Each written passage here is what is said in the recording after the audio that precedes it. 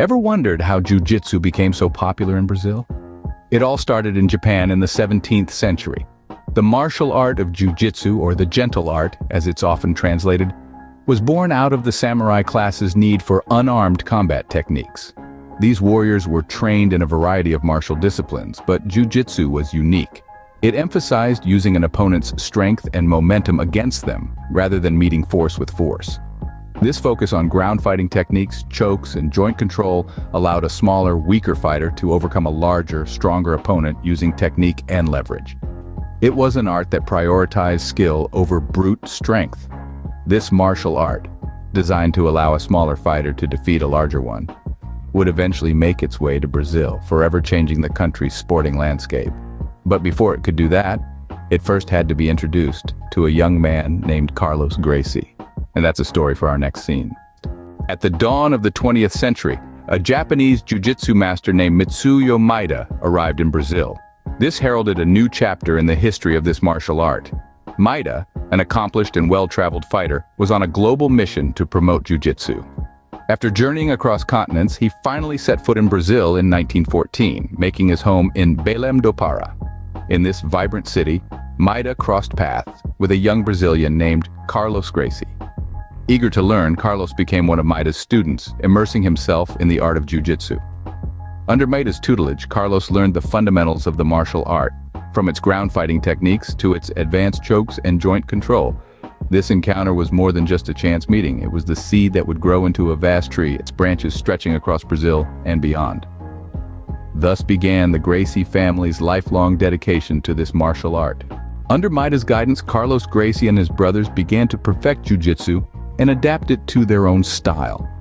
In the bustling heart of Rio de Janeiro, in 1925, they laid the foundation of Brazil's first jiu-jitsu academy. This wasn't just a training center, it was the birthplace of a revolution in martial arts. Carlos, along with his brothers, played their part in the evolution of this Japanese martial art, but it was the youngest of the lot, Hélio Gracie, who became the torchbearer of this transformation. Hélio, initially too frail to practice the traditional techniques, began modifying them to suit his physical capabilities. This necessity sparked a revolution, and Brazilian Jiu-Jitsu was born. This new form of Jiu-Jitsu was not just about strength or size, it was about technique, leverage, and intelligence.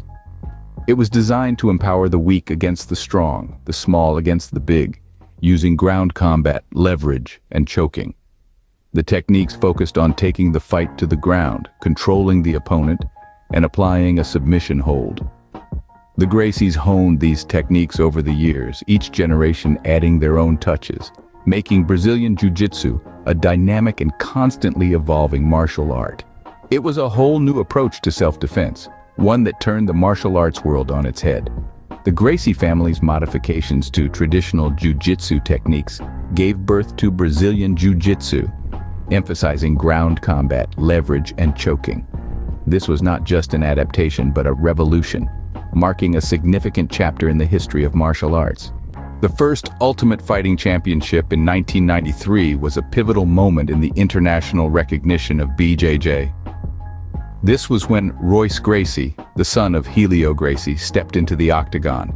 He wasn't the biggest or the strongest, but he was armed with the power of Brazilian Jiu-Jitsu, a martial art that his family had perfected over decades.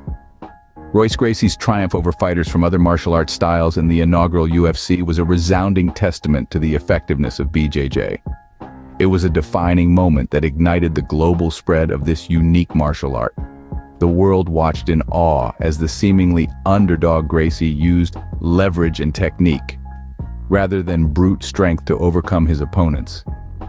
Following this breakthrough event, the interest in BJJ surged worldwide. Gyms began to pop up from the United States to Europe, Asia, and beyond. Aspiring fighters and self-defense enthusiasts alike wanted to learn the art that had revolutionized the world of martial arts. Meanwhile, Brazil continued to be a vibrant hub for BJJ. The country remained home to numerous academies, fostering new generations of fighters and continually refining the art. Brazilian fighters continued to dominate in international competitions, further solidifying the global prestige of BJJ. In the decades that followed, the Gracie family's legacy thrived. Their martial art, born on the mats of a humble academy in Rio de Janeiro, had become a global phenomenon. Today, BJJ is practiced all over the world, with Brazil remaining as an important hub for this martial art. So, from Japan to Brazil, and from there to the world, Jiu-jitsu has had an incredible journey.